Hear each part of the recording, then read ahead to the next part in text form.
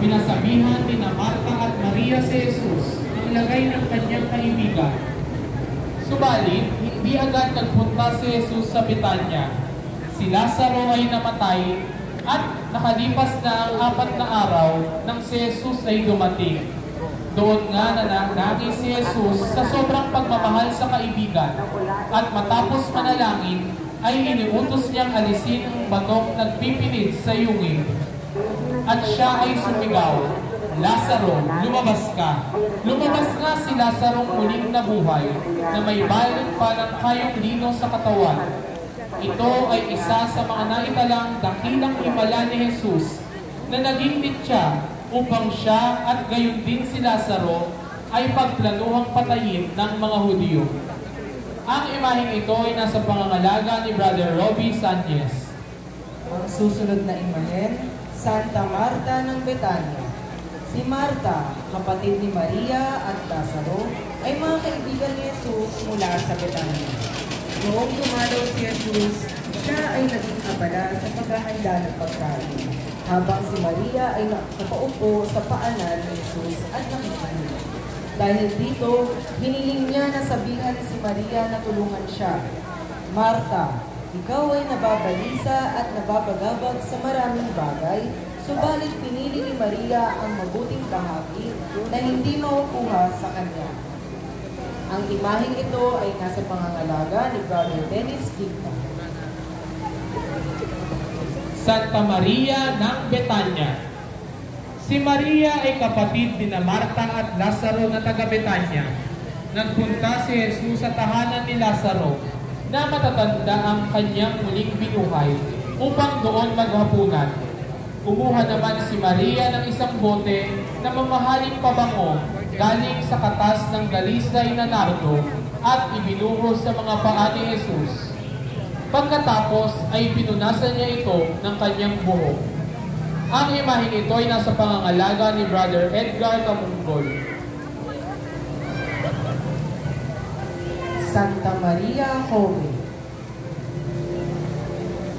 Si Maria Jacobe na asawa ni Cleopas ay isa sa 3 Maria na unang nakakita sa walang lamang libingan ni Jesus noong linggo ng pagkabuhay. Siya ang ina ni Santiago na kasama ni Maria Magdalena at Salome na nagpunta sa libingan upang lagyan ng pabango ang pangkain ni Jesus. Kabilang din siya sa mga babaeng nakatayo sa tabi ng krus ni Jesus, ang kanyang ina at ang kapatid nitong babae at sina Maria Magdalena. Ang imaheng ito ay nasa pangangalaga ni Brother Michael Riego at Brother Kit Tilan Dennis. Ang susunod na karosa, Santa Maria Magdalena. Tinaguri ang apostol ng mga apostoles sapagkat siya ang nagbalita sa mga apostoles na si Jesus ay muling nabuhay. Kaya't si Maria Magdalena ay pumunta sa mga alagad ni Jesus at sinabi sa kanila, "Nakita ko ang Panginoon." Hindi iniwan ni Maria si Jesus sa pagpapakasakit nito. Naroon din ang maraming babae na nakatanaw sa malayo. Sila ay sumunod kay Jesus mula pa sa Galilea at naglingkod sa Kanya.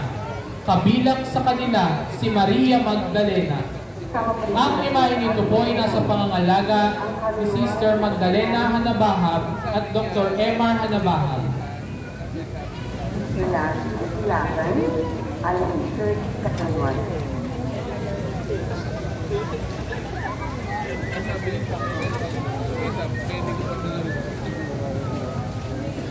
Ang Santo Sepulcro.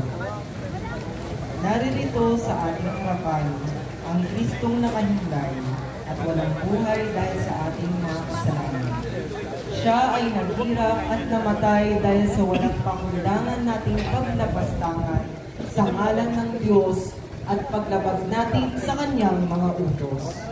Ang Diyos na piniling maging tao tulad natin hanggang sa kamatayan.